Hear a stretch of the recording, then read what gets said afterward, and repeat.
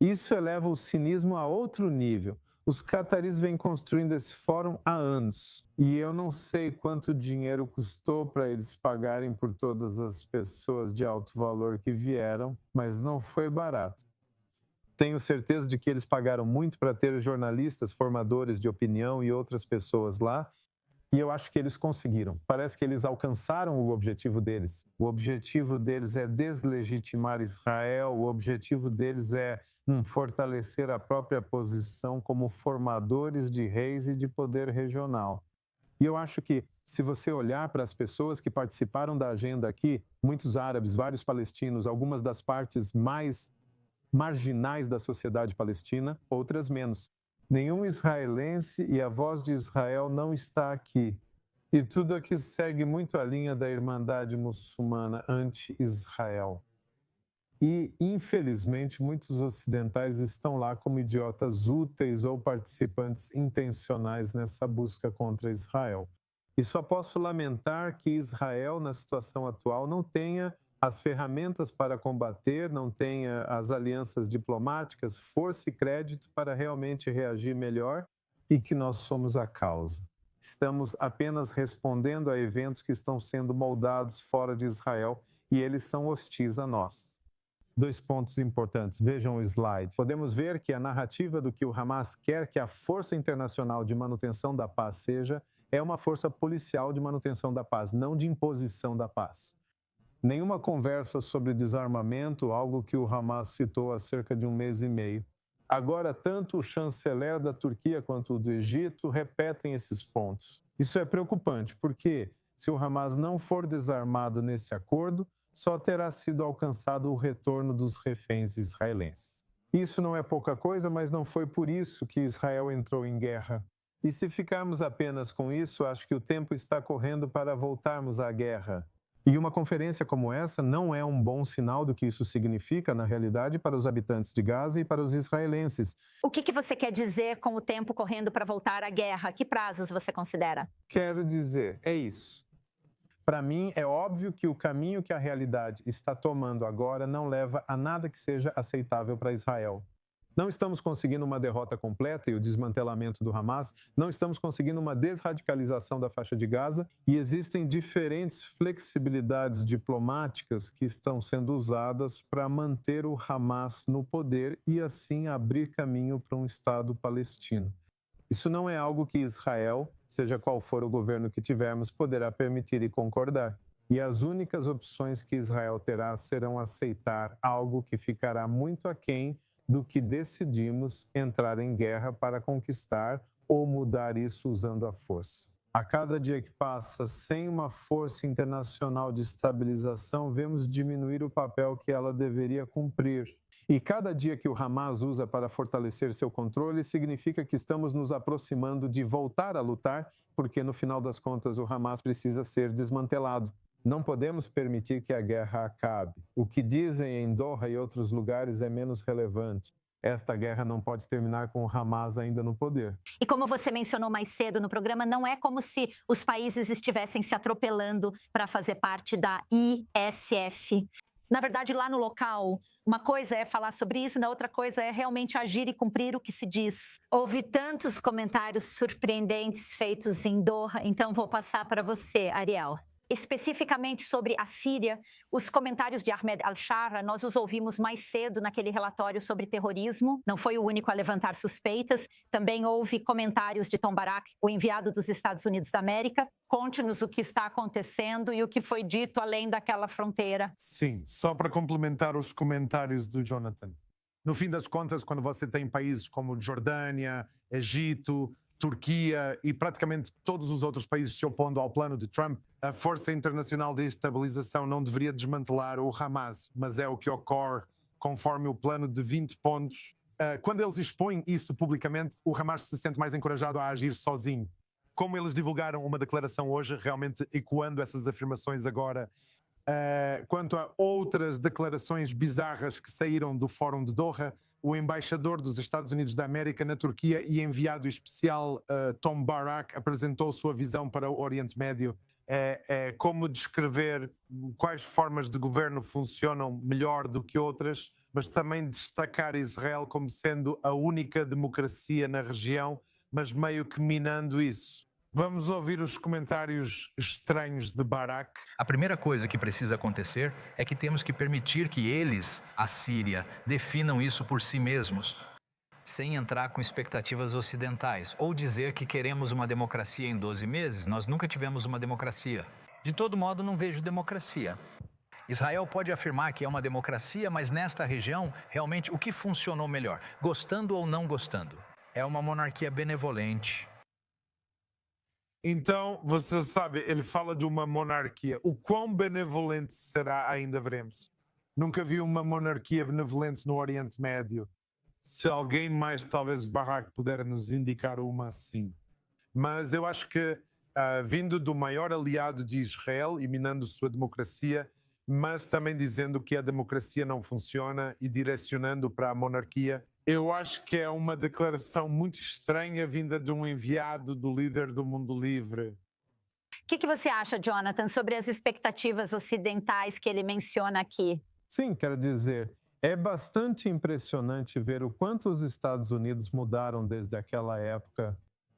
Não só o líder do mundo livre em termos de economia, mas realmente acreditando que tem um papel educativo em espalhar um tipo de governança que é, sim, muito melhor do que as outras, é imperfeito, mas democracia com direitos civis, com Estado de Direito, eu odeio dizer, sabe, benevolente. Isso é muito generoso.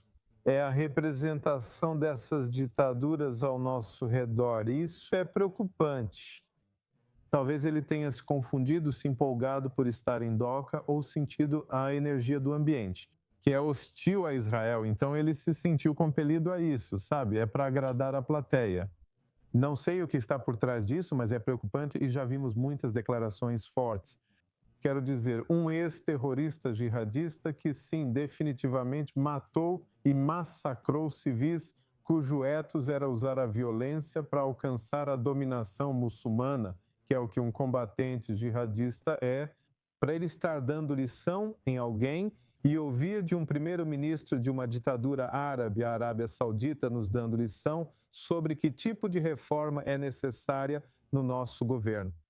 Claro, sou obrigado a criticar meu governo, mas não aceitaria isso de um país que não é uma democracia. E acho que é isso que podemos resumir neste fórum. Um país não democrático cheio de dinheiro, liderando a conversa global e dizendo aos outros, educando os outros, especialmente as democracias, sobre o que deve e o que não deve ser feito. E eles ainda têm a ousadia de chamar isso de busca por justiça, e não só falar, mas realmente agir dessa forma. É muita coisa para realmente assimilar. Muita coisa para digerir. Tenente Coronel da Reserva, Jonathan Conríquez, agradeço seus comentários e presença no estúdio. E ao nosso correspondente sênior para o Oriente Médio, Ariel Ossaran, muito obrigada, como sempre. É muita coisa para refletir. Nossa cobertura vai continuar e agora vamos mudar um pouco de assunto. Centenas participaram da 5ª Conferência Anual em Herzliya, como explica Emily Francis na reportagem. Os impactos em cadeia do trauma gerado pela guerra em Gaza. Os efeitos sobre os reféns e sobre o público israelense ainda estão aumentando. Somos programados para escapar de coisas negativas que sentimos serem perigosas. Uma das questões com eventos traumáticos é que mesmo depois que o trauma diminui, gatilhos específicos, podemos sentir que estamos em perigo. Todos nós temos nossos vícios e muitas vezes somos envergonhados pelo doutor. Sholevit Ron foi um dos principais especialistas na 5ª Conferência Anual Get Help Israel.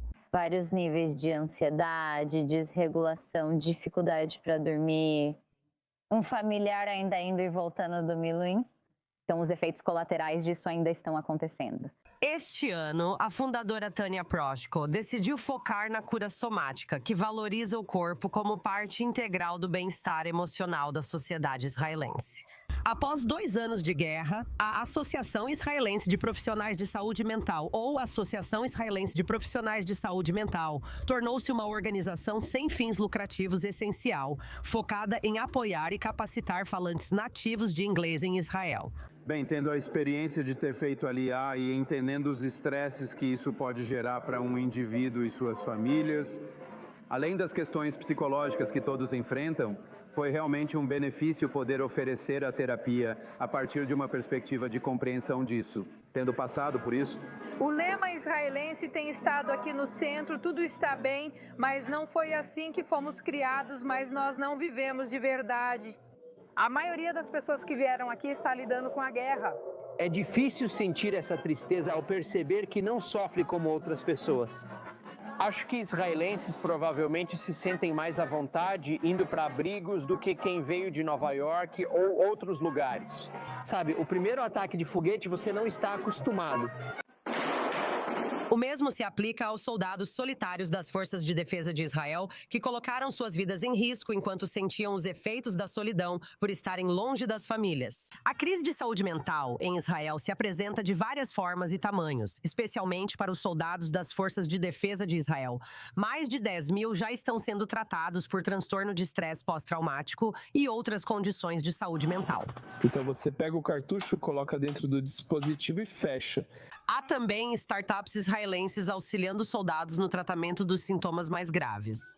Nós criamos o primeiro cannabis de dose medida do mundo, que nos permite dar aos pacientes a menor dose eficaz em nível de microdosagem, permitindo oferecer o alívio que eles precisam. 44% é da turma, é do transtorno de estresse pós-traumático deles. Por várias décadas, o Centro de Psicotrauma de Israel, do Dr. Danny Bram, tem aberto caminho para o tratamento de diferentes gerações de veteranos. A maioria dos israelenses dizia: trauma, não vemos isso aqui. 1988, primeira intifada. Na psiquiatria, após um trauma, ou você tem transtorno de estresse pós-traumático ou não tem nada, o que, é claro, é uma ilusão. Existem também alternativas eficazes para ajudar na expressão e cura de traumas, como yoga e oficinas de escrita. Estamos desenvolvendo narrativas sobre o que aconteceu conosco e quem somos. E tem sido uma oportunidade incrível escrever com pessoas que escrevem todo tipo de coisa para colocar isso para fora. E até uma técnica brincando com miniaturas na areia. É uma forma muito não verbal de lidar com todo tipo de coisa, incluindo traumas. Nossas terapeutas de amostragem foram aos hotéis trabalhar com crianças deslocadas de suas casas, realizando um estudo em grupo. No geral, vai levar anos ou até décadas para saber os efeitos mentais, emocionais e físicos de longo prazo sobre os milhões de pessoas de todas as idades que vivem em Israel. Mas o trabalho começa agora, no presente. E o que surgir é válido. Estamos em modo luta ou fuga há muito tempo. Não estamos tentando fugir disso, não estamos tentando consertar, não estamos tentando nos livrar de algo que deveria estar aqui. E no fim do dia, o apoio da comunidade e da família é o melhor remédio. Basicamente, as pessoas precisam ser ouvidas, mas não necessariamente por terapeutas. Elas precisam ser ouvidas por seus amigos, precisam ser ouvidas por seus pais, precisam ser ouvidas por seus cônjuges. Pelas comunidades, pelos rabinos. Precisamos aprender como sociedade a cuidar uns dos outros e não recorrer apenas à psicologia.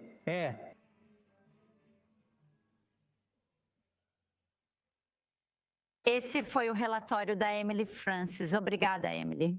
Agora, voltando ao local, seguimos para a frente norte. Do outro lado da fronteira entre Israel e Líbano, as forças de defesa de Israel desmontaram um túnel subterrâneo anteriormente usado pelo Hezbollah no sul do Líbano. As tropas também desmontaram um depósito de armas utilizado pelo grupo terrorista. As forças de defesa de Israel afirmam que seguirão atuando para eliminar ameaças a Israel e impedir que o Hezbollah reconstrua suas capacidades.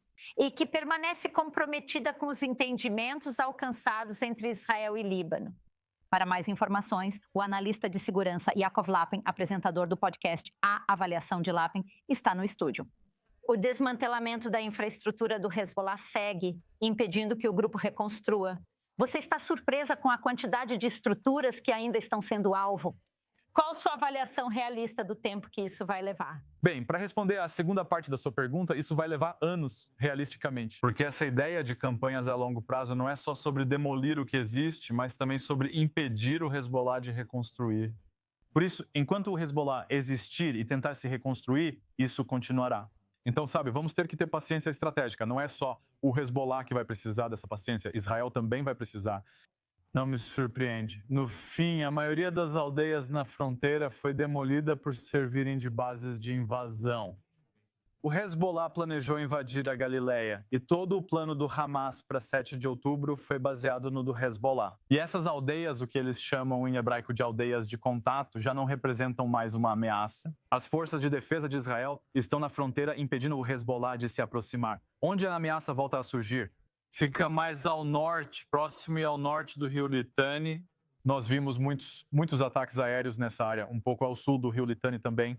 Essas áreas ainda são controladas pelo Hezbollah, né, que mantém armas, depósitos e tenta se reestruturar nelas. E é por isso que estamos vendo todos esses ataques aéreos também em Beirute de vez em quando e também mais ao norte. O Líbano segue ameaçado enquanto o Hezbollah se reestrutura e o governo não impede. O que você acha da pressão dos Estados Unidos para que eles se desarmem? Qual a sua opinião? É completamente ineficaz, a diplomacia é ineficaz, as palavras são ineficazes, todo mundo só joga palavras ao vento. O que impede o Hezbollah de se reconstruir hoje são nossas bombas ar-terra lançadas pela Força Aérea de Israel e incursões terrestres ocasionais, como vimos. Como você relatou, nada mais consegue fazer isso, e é por isso que é tão fundamental manter a legitimidade de Israel para realizar essas ações no âmbito diplomático.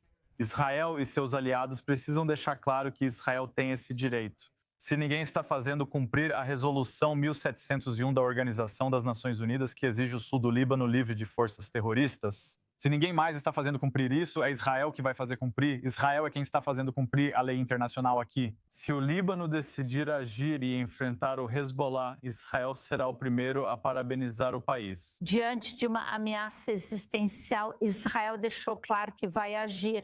Analista de segurança Yaakov Lapin sempre aprecia seus comentários. Muito obrigada por estar aqui no estúdio. E agora, mudando de assunto. Tem sido um período difícil para os festeiros de Natal que querem fazer uma peregrinação ao local de nascimento de Jesus nos últimos 2 anos por causa da guerra. Finalmente, há um motivo para a alegria de fim de ano em Belém, já que milhares de pessoas se reuniram para acender a árvore de Natal na Praça da Manjedoura. Mais detalhes nesta reportagem. Trazendo luz a um lugar onde o Grinch vinha roubando o Natal. A alegria do Natal retornou a Belém pela primeira vez desde o início da guerra de Israel contra o Hamas, há 2 anos. Depois de toda essa situação, aquele céu é como se tivesse sido reunido para a resiliência. É muito apropriado porque queremos celebrar e estar com nossos irmãos e irmãs em Beit Laken para aproveitar este dia. São músicos que se somam ao espírito natalino, com milhares de pessoas lotando o local. A Praça da Manjedoura, em frente à Igreja da Natividade, construída no local onde os cristãos acreditam que Jesus nasceu.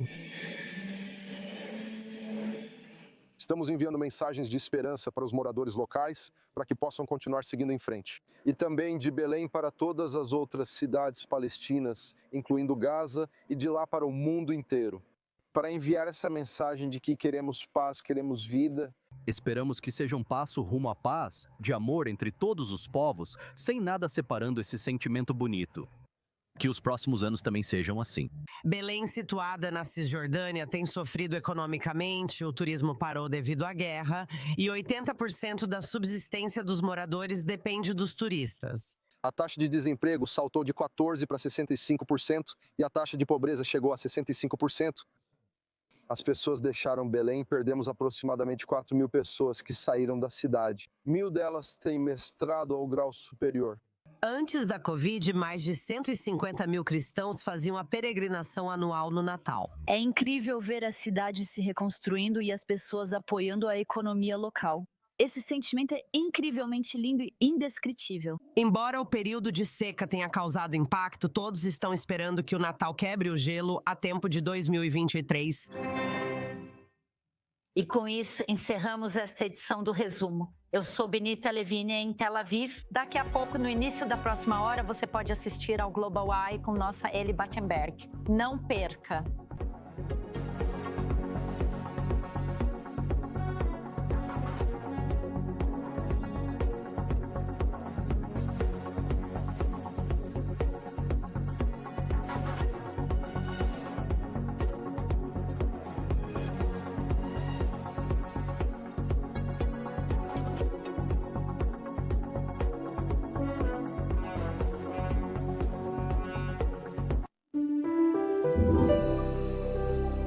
Isto aqui é confiança em um frasco.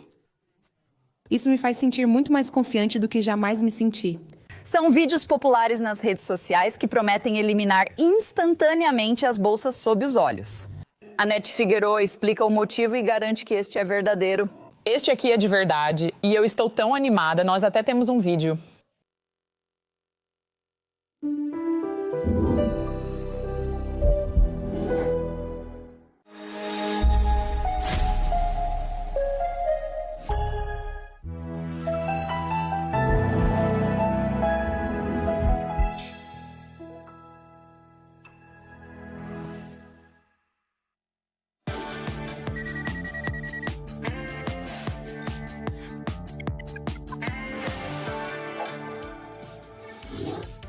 Olá, bem-vindos ao Global Eye. O que você precisa e quer saber aqui. Sou Eli Backenberg e juntas, como sempre, vamos dar uma olhada mais ampla e profunda no mundo em que vivemos. Então vamos ver o que temos no programa de hoje à noite. Então vamos...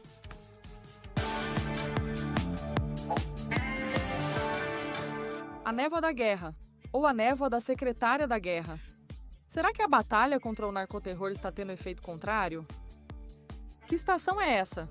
Não é a temporada de festas, mas de golpes. Benin é o mais novo país africano nessa sequência. Todos os golpes são iguais? Sai da frente, Nobel! Agora é a vez da Federação Internacional de Futebol Associação. Trump recebe seu prêmio da paz. O vencedor leva tudo. Não são embrulhos de papel, e sim aplicativos de lágrimas marcando o melhor presente. Apps de streaming de música usam o algoritmo para nos fazer sentir especiais. Mas antes de chegarmos a tudo isso e muito mais, estamos de olho nas maiores notícias do mundo. E esse é realmente um acordo de blockbuster. A Netflix engole a Warner Brothers por 72 bilhões de dólares. Sim, Hollywood é um monopólio gritante. O gigante do streaming herda Batman, Casablanca, HBO Game of Thrones e um estúdio centenário.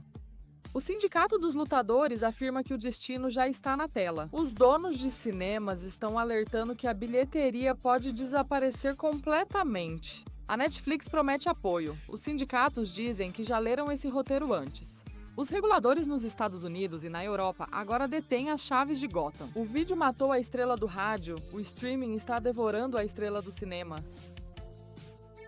Na Indonésia, as enchentes causaram mais de 900 mortes e centenas de desaparecidos. O ciclone destruiu 10 mil casas. A extensão dos danos ainda está sendo revelada. Ainda não está clara. Vilas foram arrastadas. Famílias ficaram nos telhados por 3 dias seguidos sem comida.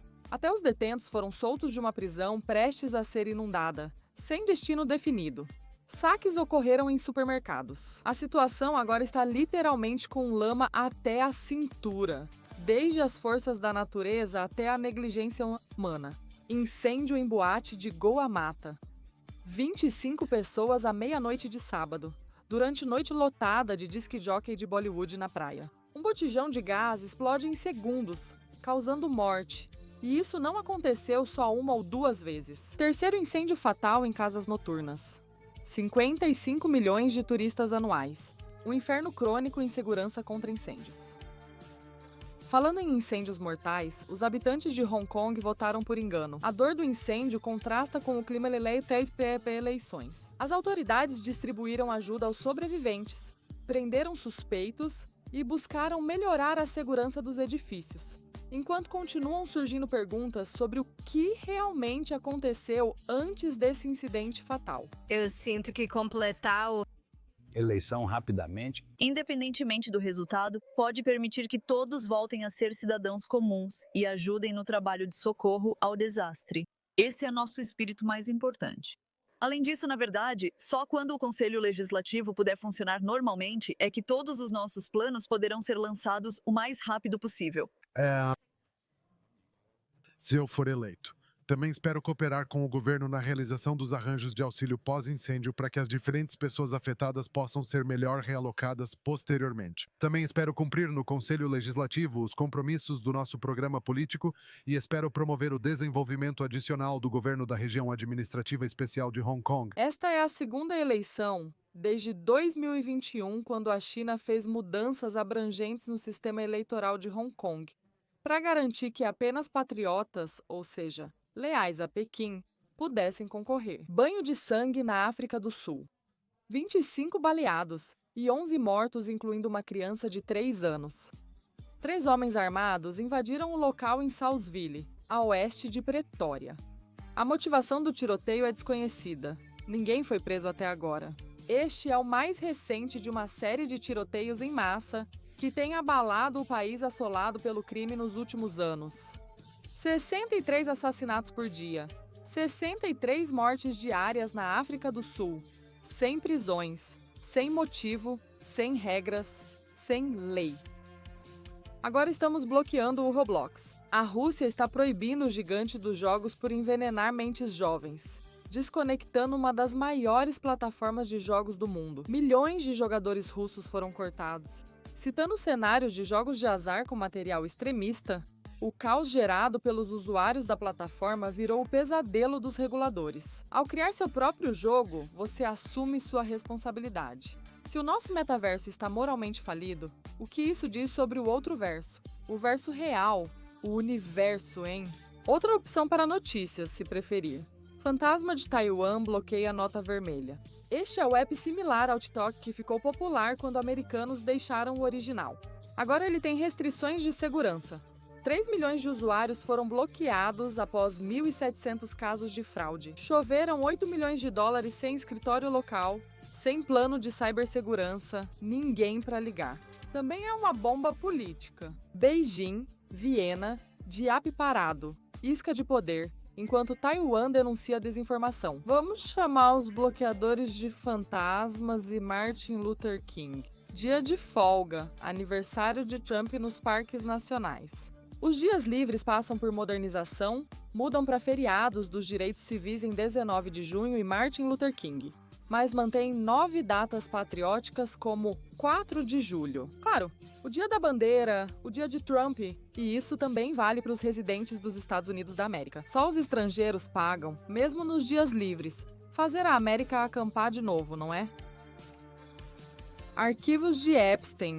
Mais uma rodada. Os democratas da Câmara divulgam imagens dos quartos de Little St. James, máscaras, cadeira odontológica, foto da esperança. Alguma conclusão aqui? A responsabilidade é só sua. As imagens não mostram novidades, só um vislumbre opulento das ilhas de tráfico. Se quiser, Trump assinou um projeto de lei. A Justiça deve liberar todos os arquivos até 19 de dezembro. O tempo está passando. Que presente de Natal curioso para os americanos, não? Certo, e falando em espírito natalino, Belém acende a árvore novamente, mas ainda não é um Natal alegre e feliz. Precisamos celebrar essa ocasião. Este é o local de nascimento de Jesus Cristo e esta é a primeira vez após 2 anos de guerra. As pessoas passaram por muita agonia e dor, desemprego, muitos problemas e tristeza. Então agora é hora de compartilharmos nossa felicidade e alegria de compartilhar este momento. Sim, mas as reservas de hotéis subiram um pouco e as lojas continuam vazias. Então rezando pela paz, esperando pelos turistas que celebram seriamente o Natal, onde tudo começou. Espero que seja um Natal muito, muito feliz mais tarde neste mês. Certo, chegamos ao topo. Vamos lá.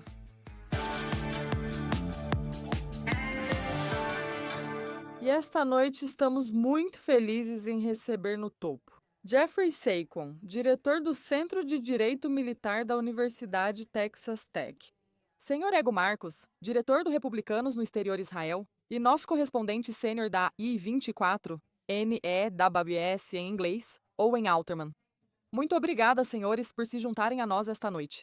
Enquanto perguntamos, estamos falando sobre a névoa da guerra ou a névoa do secretário de guerra? A batalha contra o narcoterror está boa! E revidando? Antes de começarmos, vamos analisar mais a fundo.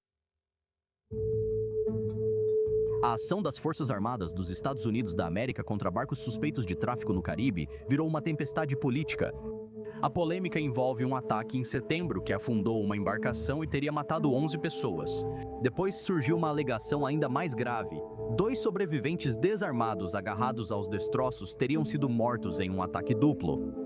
Críticos afirmam que isso viola regras militares dos Estados Unidos da América que protegem náufragos incapacitados, sugerindo possível crime de guerra.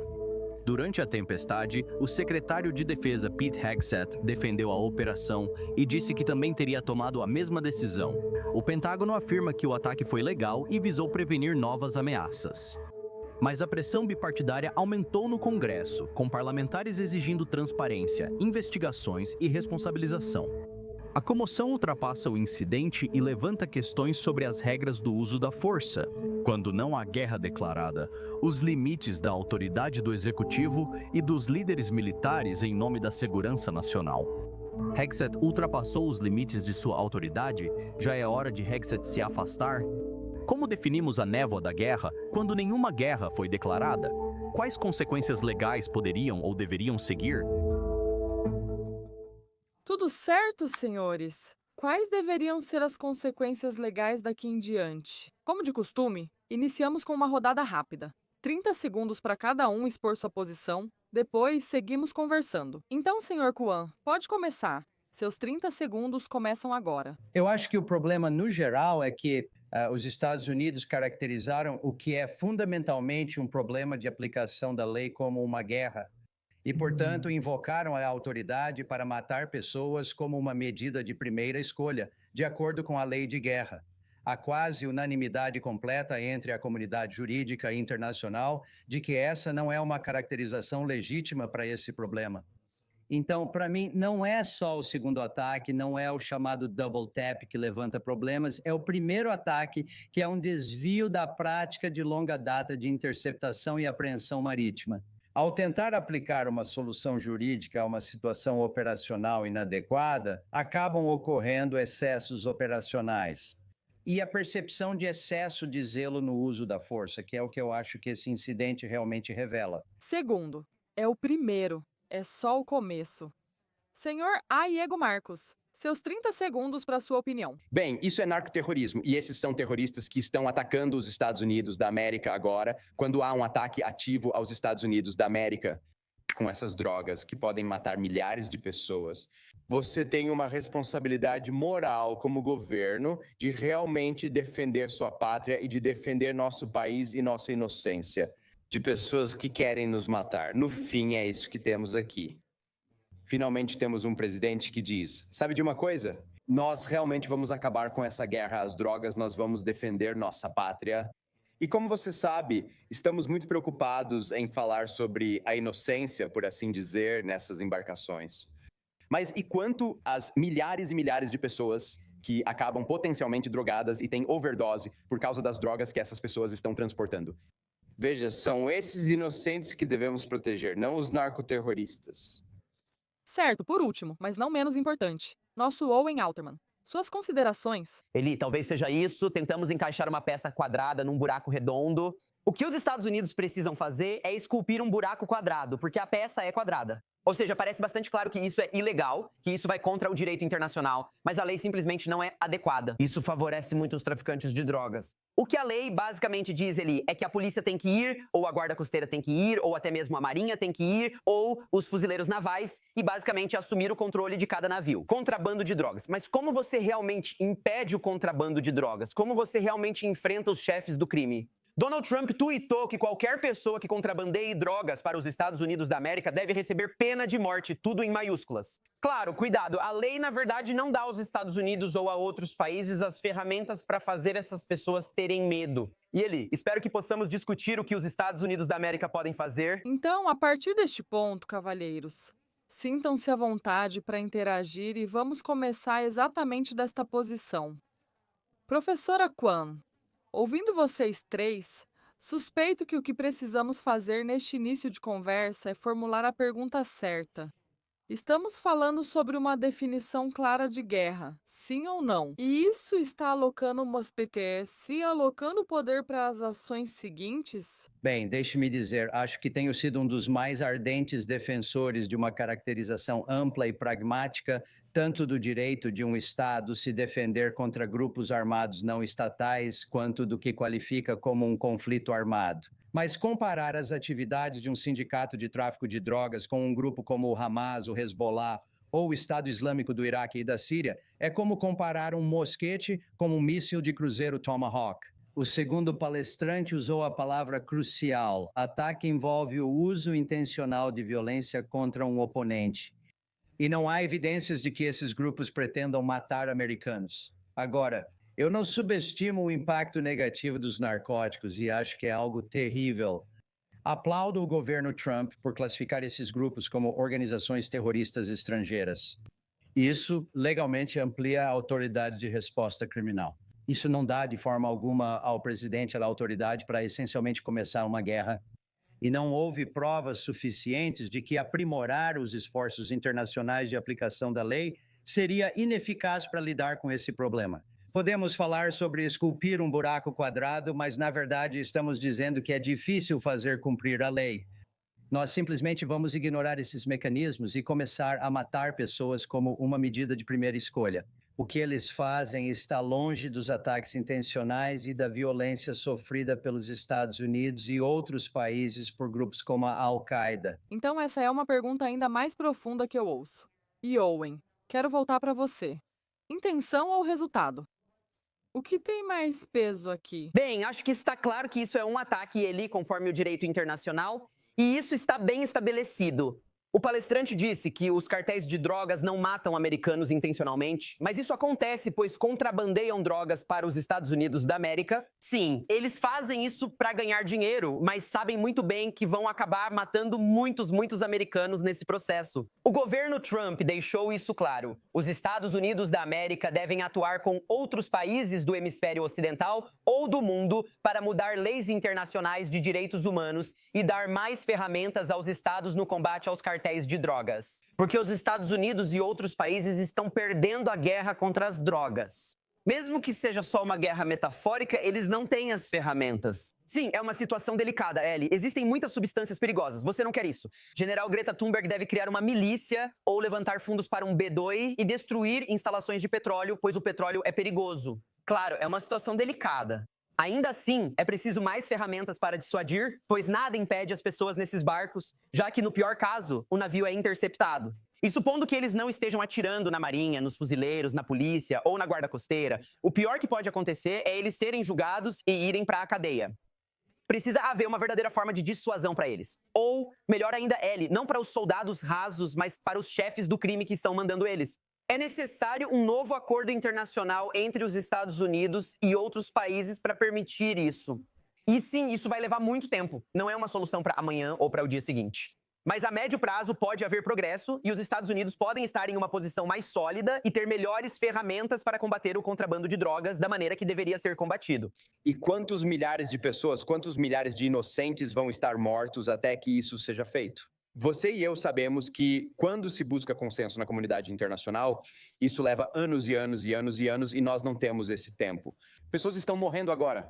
Uma coisa a se notar é que, você sabe, Venezuela, Irã e Hezbollah, eles são aliados. Eles são aliados. Então, quanto dinheiro vem dessas drogas ilegais? Bilhões e bilhões de dólares? Entre 250 e 350 toneladas métricas de cocaína todos os anos passam pela Venezuela ou são realmente produzidas lá? Pense bem, quantas pessoas inocentes precisam morrer até conseguirmos agir de verdade? Já chega. E quanto dinheiro? Está fluindo quanto dinheiro? Quanto dinheiro está fluindo da Venezuela para nossos maravilhosos aliados no Irã e no Hezbollah? Para financiar o terror, isso desestabilizou o Oriente Médio e matou milhares. Precisa parar. O presidente Trump está tentando parar isso agora, é verdade. Será que conseguimos realmente chegar a um consenso? Espero que isso ainda demore anos e não estou disposto a sacrificar milhares e milhares de vidas americanas e vidas ao redor do mundo inteiro. Enquanto esperamos. Vou entrar rapidamente. Olha, eu entendo o que você está dizendo. Não é um argumento leviano, mas os Estados Unidos ainda precisam agir dentro da lei. Vimos este presidente usar ferramentas criativas para fazer os países agirem rapidamente como deseja. Então não há razão para que Donald Trump não possa usar essas ferramentas. Tarifas, auxílio, comércio, o que quiser. Você é dos republicanos no exterior. Donald Trump demonstrou ter habilidades em política externa e capacidade de agir rapidamente em temas prioritários. Ele pode fazer isso acontecer por meio da lei, que a lei pode ser mudada e ferramentas podem ser utilizadas. Os Estados Unidos não precisam depender de um buraco quadrado. Podem esculpir um redondo ou um quadrado para vencer a guerra contra as drogas, como deve ser. Professor Korn. É interessante que quando falamos sobre cooperação internacional, a percepção é de que os Estados Unidos excederam sua autoridade legal, que estão adotando uma caracterização inválida de ambos. Ataque armado acionando o direito à legítima defesa e conflito armado justificando atacar esses grupos levou à perda da cooperação internacional. Alguns dos nossos aliados mais próximos recuaram em fornecer informações de inteligência acionáveis na região.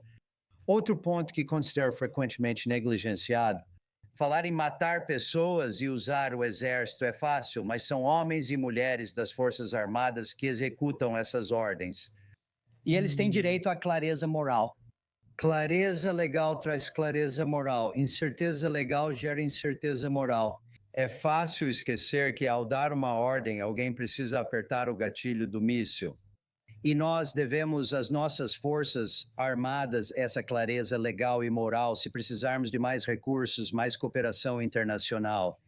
Eu apoio totalmente isso e encorajaria o governo a buscar esse tipo de apoio do Congresso. Mas simplesmente declarar unilateralmente que posso designar um grupo como organização terrorista porque eles causam dano aos Estados Unidos? A guerra não é ditada pelo dano. E se o status de guerra for baseado em quantos americanos morrem todo ano por causa de uma substância perigosa, mais americanos morrem por abuso de álcool. 12 mil americanos morrem todo ano em acidentes com motoristas bêbados. Devemos começar a atacar motoristas bêbados com drones? Não é assim que definimos guerra. Eu apoiei o ataque do presidente ao Irã. Co-escrevi um artigo de opinião no Washington Post para apoiar isso, porque todos os requisitos do direito internacional apoiavam essa afirmação de poder militar. A maioria dos especialistas internacionais rejeita isso. E estamos perdendo o tipo de cooperação e apoio internacional que nossos outros convidados disseram ser tão importante nesta campanha. Então, senhor Marcos, dê sua opinião. Que tal isso? Para clareza moral? Milhares estão morrendo e não são os que falam vamos explodir motoristas bêbados. Falo sobre inocência. Drogas são muito mais letais que álcool ao dirigir. Na maioria das vezes, beber álcool é tranquilo quando se imagina a inocência. Não. A diferença. A diferença entre dirigir bêbado e cartéis de drogas é que os cartéis são organizados. Os grupos usam esse dinheiro operando transnacionalmente para trazer as drogas para os Estados Unidos. Motoristas bêbados são pessoas que estão agindo de forma horrível e imprudente ao sair dirigindo sob efeito de drogas. Isso é um tipo diferente de coisa? Mas eu não sou. Não estou defendendo explodir motoristas bêbados. Estou apontando que você não define guerra pelo dano, você define pela agressão. E agressão é o uso intencional da força. Você teria que ser o sindicato de drogas mais burro do mundo para ter como objetivo matar seus consumidores. Eles são seus consumidores. É fácil chamar isso de guerra se quiser transformar o problema em prego e usar o exército como martelo. Mas em termos de direito internacional e realidade operacional, isso não é forçar os limites, isso é destruir os limites. Os poderes de policiamento e a aplicação da lei são suficientes para enfrentar cartéis de drogas que dominam? Bem, eles dominam o hemisfério ocidental. Isso basta? Eu concordo com você. A lei existente não apoia o que está acontecendo, mas há um motivo pelo qual isso não está sendo dito para nós. Southcom renunciou e há uma razão para isso desde que assumiu o comando há cerca de um ano. Ele enfatizou que uma grande parte da missão do Southcom era interceptação internacional de drogas. Quando o secretário de Defesa o pressionou a tratar isso como guerra, ele renunciou de repente. Agora, ele não veio a público e disse exatamente o porquê. Mas não é difícil inferir que houve um reconhecimento de que estamos excedendo nossa autoridade novamente. Eu sou totalmente a favor de expandir os limites. Eu fui um dos apoiadores fervorosos da campanha de Israel contra grupos armados organizados envolvidos em hostilidades, mas dizer que isso é o mesmo que o Hezbollah ou o Hamas, só porque há cidadãos americanos morrendo de overdose de drogas, é uma completa distorção. Mas só de olhar para o passado, Pacha, Obama, Bush, Clinton, todos tentaram sanções, tentaram diplomacia e não funcionou. As restrições aumentarão e a situação na Venezuela piorou. Então, talvez Trump só esteja tentando fazer o trabalho direito. Quero dizer, isso já é interessante por si só, porque mesmo que aceitemos essa proposição de que isso é uma guerra, onde está a evidência de que a maior parte do fentanil vem da Venezuela? Isso é uma distorção, não é de lá que vem. Segundo, como identificamos os membros do grupo armado inimigo? Iniciei minha carreira como oficial de inteligência. Qual é o critério de identificação de ameaça que justifica você começando a matar pessoas? Não dá para generalizar desse jeito. E eu quero acrescentar um ponto antes de passarmos para o Mark, sabe? E então isso, eu concordo 100%. Olha, se a lei não permite, as Forças Armadas dos Estados Unidos não podem simplesmente violar a lei descaradamente. Essa não é uma opção de política, ou não deveria ser. Novamente, existe uma alternativa. Eu já esbocei isso. Sim, não resolve de imediato, mas traz uma solução melhor com o tempo. Só porque o problema não pode ser resolvido com as ferramentas atuais, não significa que você pode criar suas próprias se não forem fornecidas debaixo d'água. Escolha interessante de palavras. Uma solução rápida sobre cartéis de drogas. Ego Marcos, qual sua opinião? Sem mais comentários. Já me repeti algumas vezes, acho que no fim das contas temos um problema sério, muito sério, e você precisa lidar com isso. Em vez de adiar o problema, esperando que a comunidade internacional reescreva as leis para acomodar a realidade de que a Venezuela tem uma costa gigantesca, e é quase impossível regular e controlar. Dominic, você quer dissuasão, mas também busca dissuasão. Dominic, os militares americanos cercaram a Venezuela e esses barcos ainda estão saindo. Certo, tudo bem. Estamos achando eles para explodir, então conseguimos identificá-los. Se conseguimos encontrá-los para explodir, conseguimos encontrá-los para interagir. Professora Fornigo Marcos Owen Altraman, já voltamos.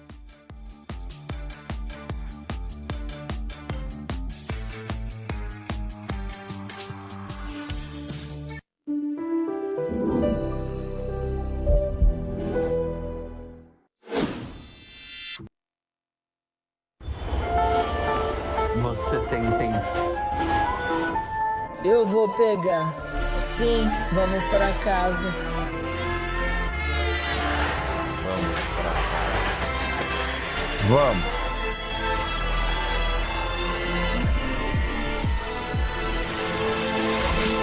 Vamos para casa. Alberto, vamos para casa.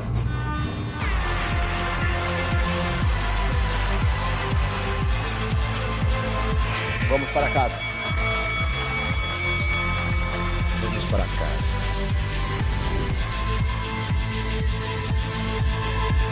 Vamos voltar. Vamos.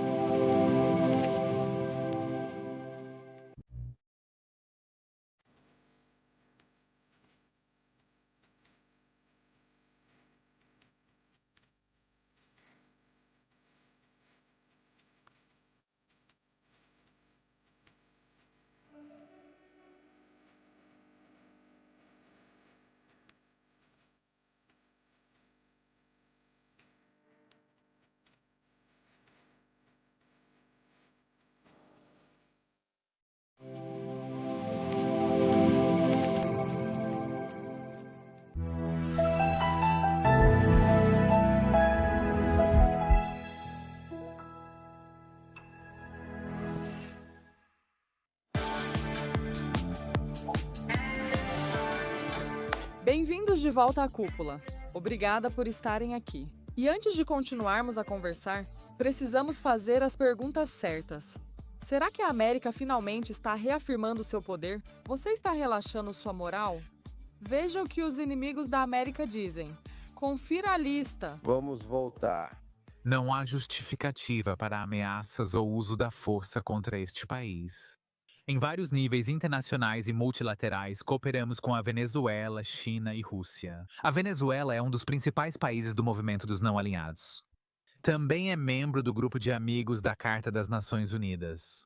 Nós coordenamos e trabalhamos juntos com a Venezuela em Nova York e em outras organizações internacionais. Acreditamos que o que está acontecendo com a Venezuela, se não for enfrentado com resistência e uma reação abrangente da comunidade internacional, pode abrir caminho para uma nova onda de violações da lei em nível internacional. Vamos voltar? Tudo certo, senhores. Mais uma rodada, 30 segundos para cada. Nossos adversários americanos estão se aproveitando aqui.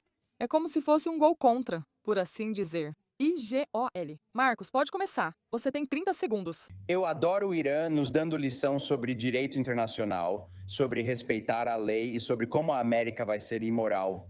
Esse é um país que financia o terrorismo no mundo todo, tem uma aliança com a Venezuela, com o Hezbollah e todos esses outros grandes Houthis e por aí vai. Acho isso ridículo e creio que a dissuasão é essencial hoje. Essas pessoas só entendem a força, nada mais faz sentido para elas. Leis, eles ignoram a lei, vamos voltar. Eles vêm ignorando a lei desde sempre. Então, o que precisamos agora é de dissuasão. Dissuasão significa força. E esses barcos apátridas que estão transportando drogas, esses narcoterroristas, você sabe, eles não têm imunidade. E Érica, ao atacá-los, está tentando criar uma dissuasão. E eu acho que eles deveriam continuar fazendo isso. Certo. Owen Alderman, seus 30 segundos, suas considerações. Concordo que ouvir os iranianos discursando como ele dá vontade de atacar, mas isso não é o correto. É importante que os Estados Unidos sigam o direito internacional. Tenho formação em direito internacional em Israel e, por isso, certa simpatia por esse ponto de vista. Mas isso também faz parte do poder americano. E acho que uma das coisas animadoras das últimas semanas foi ver o quanto isso gerou interesse na mídia americana. Claro, assistindo daqui de Israel, de fora, na mídia americana e no sistema político americano. Dito isso, Ellie, se você não fosse advogado e viesse de Marte, acharia essa situação completamente ridícula. Existem cartéis de drogas, cartéis bem organizados e bem financiados, enviando drogas sistematicamente para os Estados Unidos. E o que os Estados Unidos deveriam fazer? Enviar a guarda costeira para embarcar nos barcos, escoltar cada um para fora, levar as pessoas a julgamento e mandá-las para a prisão. Como isso realmente vai impedir o contrabando e dar o recado, como diz Donald Trump, até em letras maiúsculas? A lei não dá aos Estados Unidos da América as ferramentas para isso, então fiquem atentos. Ellie, a boa notícia é que, em muitas questões do direito internacional, os países estão em lados diferentes, então é difícil fazê-los concordar, mas não é o caso aqui. Quase todos os países querem acabar com as drogas. Assim, será relativamente fácil conseguir que os países aceitem medidas mais rigorosas que beneficiarão todos, inclusive os Estados Unidos. Certo. Não estamos concluindo o debate, só encerrando essa rodada rápida. Professora Kuan, suas considerações. Bem, acho que uma coisa em que nós três concordamos é na hipocrisia do Irã em dar lição a qualquer país sobre respeito ao direito internacional. Na verdade, acho que o seu segundo debatedor levantou um ponto importante, que é aprimorar os mecanismos de resposta internacional ao narcotráfico. Mas a ideia de que vamos dissuadir os chefes do sindicato explodindo mulas, operadores de baixo escalão em um barco, acho que é uma ilusão. Então, essa questão é mais complicada do que apenas um ataque direto à Venezuela. Uma vez que dizemos que estamos em conflito armado com esse grupo terrorista organizado, isso abre as portas para os Estados Unidos, afirmando uma doutrina chamada incapaz ou não disposto. A Venezuela é incapaz ou não está disposta a usar seu poder para impedir o uso de seu território por esse grupo. Estamos em guerra com eles e, portanto, vamos atacá-los onde estiverem. E se a Venezuela tentar interferir, isso vai resultar em um confronto direto com a Venezuela. É a mesma teoria usada pelas forças de defesa de Israel para atacar o Hezbollah no sul do Líbano. Eles atacam o Hezbollah, não o Líbano, porque o país não impede o uso de seu território. Então, eu acho que existe um meio termo aqui que poderia muito provavelmente levar a uma projeção do poder de combate dos Estados Unidos da América no território da Venezuela, quase como, se você quiser, provocando algum tipo de resposta venezuelana, que então abriria a porta para uma campanha mais ampla contra o exército venezuelano. Certo, senhores, nos minutos que restam. Sintam-se à vontade para interagir daqui em diante, mas talvez não chamaria de engano, ou em altimen. Mas talvez isso seja apenas parte da tentativa geral de conter a China. Talvez vamos. É sobre continuar a conter a China disfarçado de guerra às drogas. Aqui vai um ponto sobre a lei para complementar o que foi dito. Concordo. Eu não acho necessariamente que seja um grande fator de dissuasão ir atrás de mulas em barcos que talvez tenham sido forçadas a embarcar, certo? Seria muito melhor ir atrás dos chefes. Mas o direito internacional permite que a Força Aérea dos Estados Unidos tenha como alvo e mate um líder de cartel de drogas? Não sei se permitiria, mas talvez devesse. Acho que a discussão deveria ir nessa direção. Não apenas para dar uma lição em Pete Hegseth e no governo sobre a aplicação do direito internacional, por mais importante que isso seja. Mas, na verdade, avançar nessa direção e levar a sério os problemas que os Estados Unidos e outros países enfrentam. Você está certo, Ellie. Claro, há uma dimensão muito mais ampla nisso, e é bom que estejamos chegando a esse ponto também, certo? Que o cartel está ligado à Venezuela e, segundo os iranianos, mesmo que o país pertença a um movimento quase extinto e não alinhado. Sim, eles estão alinhados com um eixo emergente contra os Estados Unidos e é importante enfrentar e usar isso. Acho que foi feito de forma inteligente e engraçada. Chamaram de doutrina Donroe, fazendo um trocadilho com a doutrina Monroe, conhecida por nós, nerds. Os Estados Unidos reforçam sua liderança no hemisfério ocidental e enfrentam quem lhe causa dano na região. E, novamente, como um instrumento para enfrentar os russos e os chineses. Então, sim, obviamente esse é um ponto importante mas aqui. Mas é claro, isso precisa ser feito dentro dos 4 cantos do direito internacional. E ouvimos antes uma maneira pela qual os Estados Unidos poderiam potencialmente agir dentro dos 4 cantos do direito internacional. Mas ainda assim, ser agressivo ao usar seu poder militar para avançar seus interesses. Senhores, como estamos perto do fim dos debates, vamos retomar o tema Venezuela. Professora Horn, o que deve ser feito a partir deste ponto?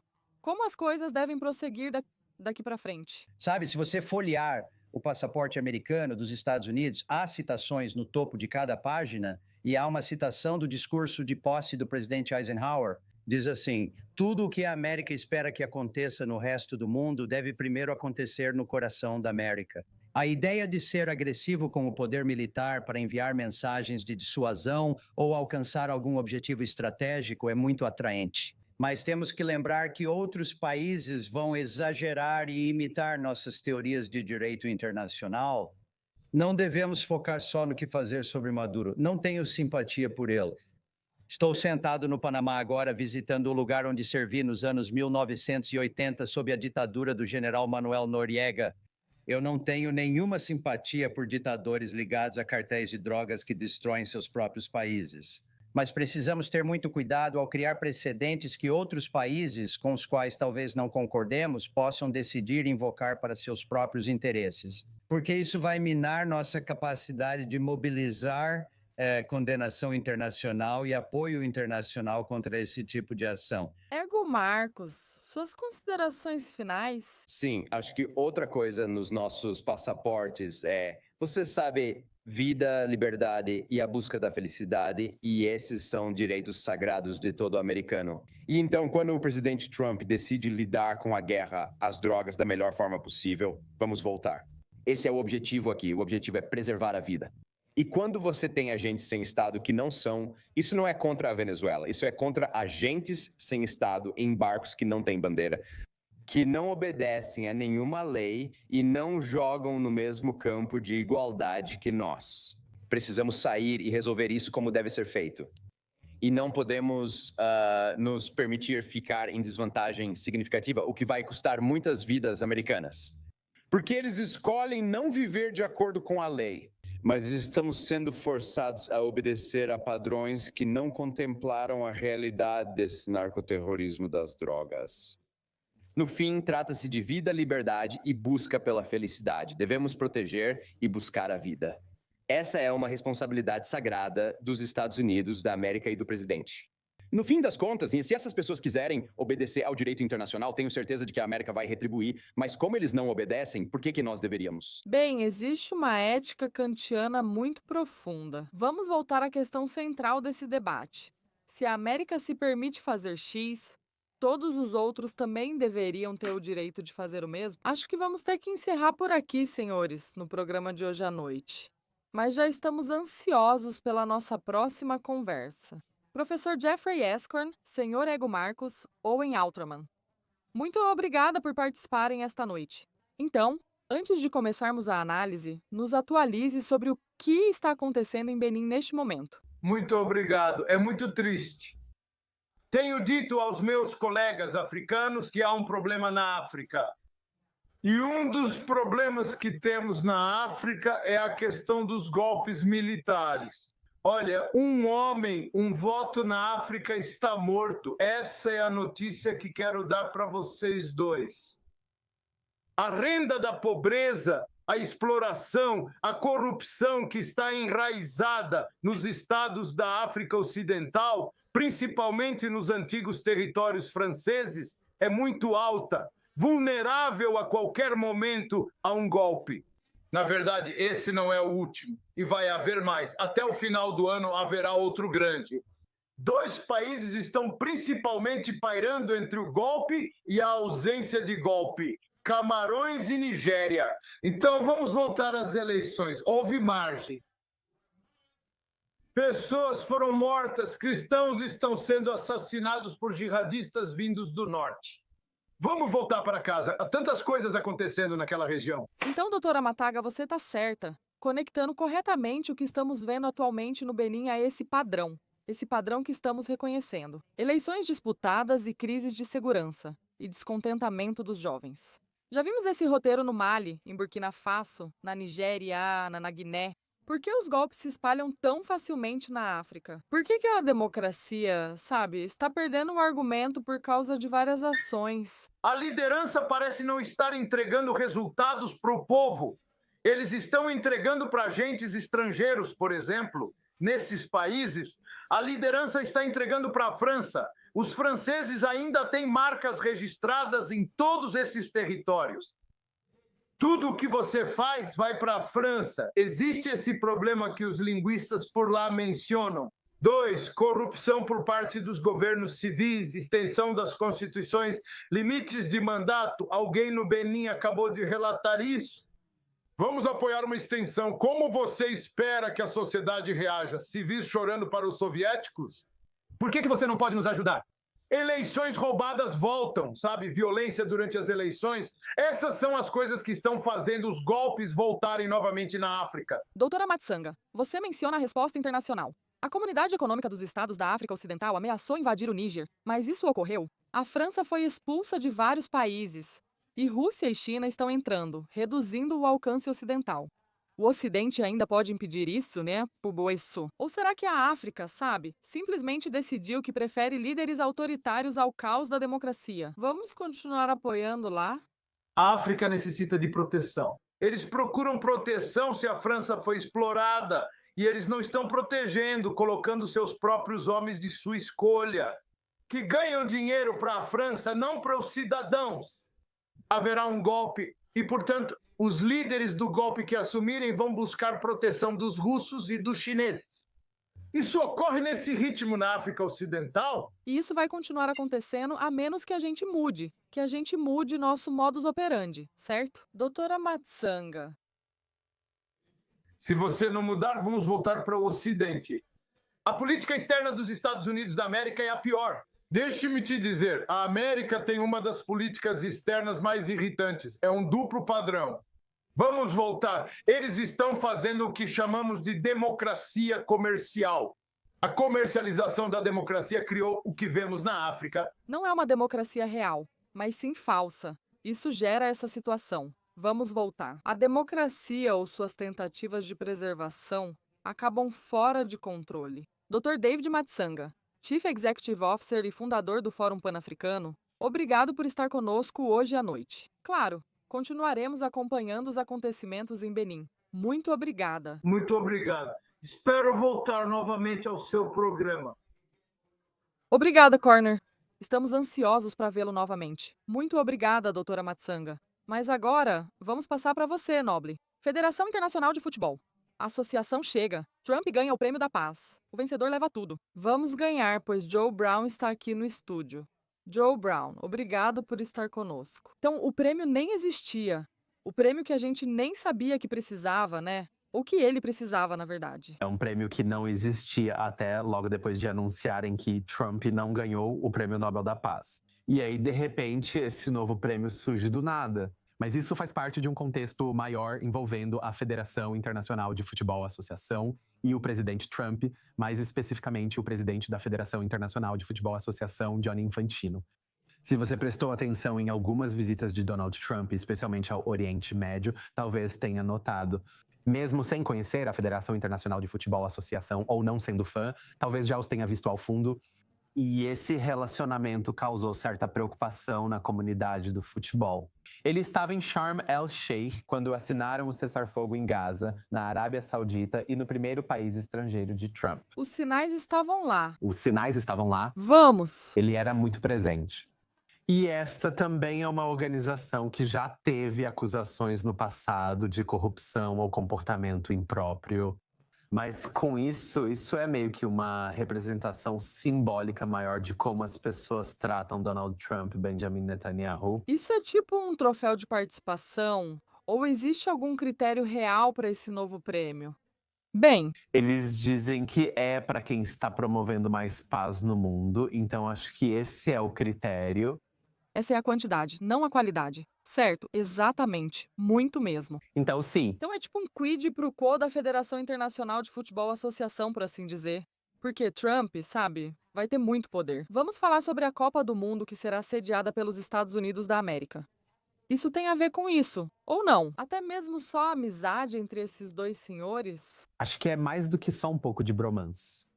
Se você observar como qualquer outra pessoa lida com Donald Trump, como Benjamin Netanyahu ou os líderes do Golfe, todos sabem que a melhor forma de lidar com ele é através da bajulação. E é basicamente isso.